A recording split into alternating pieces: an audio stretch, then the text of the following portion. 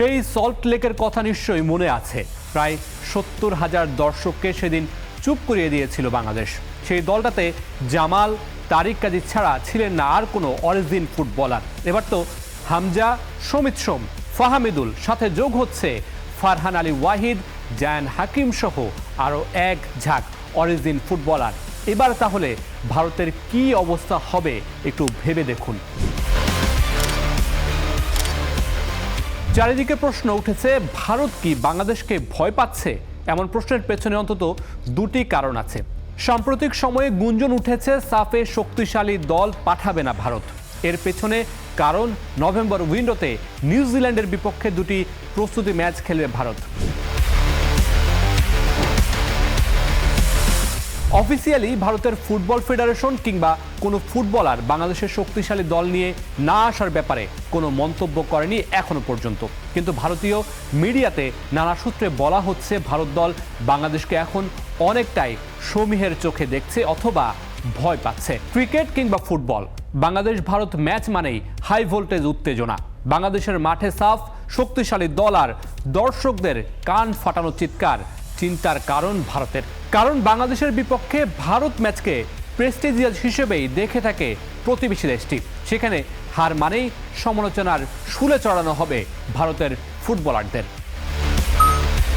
যে প্রশ্নটা সবচেয়ে বেশি হচ্ছে, ভারত বাংলাদেশে পূর্ণশক্তির দল নিয়ে আসবে কিনা, সেটির প্রাথমিক দুটি আভাস পাওয়া যাচ্ছে।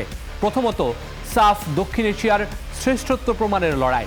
সেই লড়াইয়ে কোনোভাবেই দুর্বল দল পাঠাতে চায় না ভারত। সেই সাথে বাংলাদেশের বিপক্ষের ম্যাচকেও বাড়তি গুরুত্ব দিচ্ছে তারা।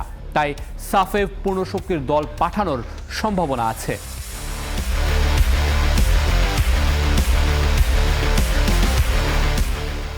দ্বিতীয়ত, ফিফা উইন্ডোতে দলগুলোর সামনে সুযোগ থাকে র্যাঙ্কিংয়ে উন্নতির। তরুণ ফুটবলারদের পরখ করে নেওয়ার সুযোগ, সেটিও হাতছাড়া করতে চায় না তারা। দলকে দুই ভাগে ভাগ করে দুই দিকেই ব্যালেন্সড টিম পাঠানোর চিন্তা করছে ভারতীয় ফুটবল ফেডারেশন। তবে এখন পর্যন্ত প্রাপ্ত তথ্য মতে সাফকেই বেশি গুরুত্ব দিতে চায় ভারত। তার অন্যতম কারণ বাংলাদেশ। দক্ষিণ এশিয়ার নিজেদের শ্রেষ্ঠত্বের প্রমাণ আর বাংলাদেশকে হারানোর স্বাদ তারা কোনোভাবেই নষ্ট করতে চায় না। এদিকে সামাজিক যোগাযোগ মাধ্যমেও বাংলাদেশ ভারত ম্যাচ নিয়ে শুরু হয়েছে আলোচনা সমালোচনা। সেখানে ভারতীয় সমর্থকরা এখন থেকেই সাফকে হালকা করার চেষ্টা করছে। বলা হচ্ছে এই টুর্নামেন্টে ভারতের দ্বিতীয় সারির দল পাঠালেই হবে। বিপরীতে বাংলাদেশের সমর্থকরা বলছে এখন থেকেই অজুহাত তৈরিতে ব্যস্ত ভারত।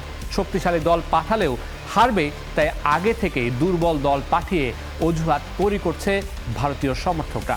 বাংলাদেশের দর্শকদের এমন মন্তব্যের পিছনের কারণ, বাংলাদেশের সাম্প্রতিক সময়ের ফুটবলের শক্তিমত্তা, অনেক বেশি অরিজিন ফুটবলার আসা।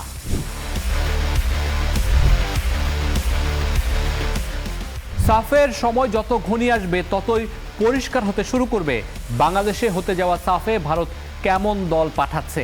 তবে এর আগেই সমর্থকদের কথার লড়াই শুরু হয়ে গেছে। Mamunur Rashid, star play.